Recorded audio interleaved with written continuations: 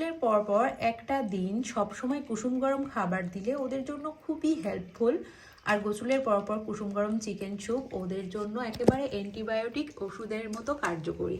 তো আমি আমার সোনাদের সবসময় গোসলের পর সাথে সাথে আর কি গাটা শুকিয়ে গেলেই আমি কুসুম গরম চিকেন স্যুপ দিই। ওরা খুব মজা করে খেয়ে নেয় আর ওদের জন্য ভীষণ রকম উপকারী। কারণ কুসুম গরম চিকেন স্যুপ খেলে ওদের যদি ঠান্ডা লাগা, গোসলের পর ঠান্ডা লাগা বা অন্য কোনো রোগের সম্ভাবনা থেকেও যায়, তারপরেও থাকবে না আর কি, সম্ভাবনা থাকবে না। এটা খেলে ওরা রিকভারি করে ফেলতে পারে।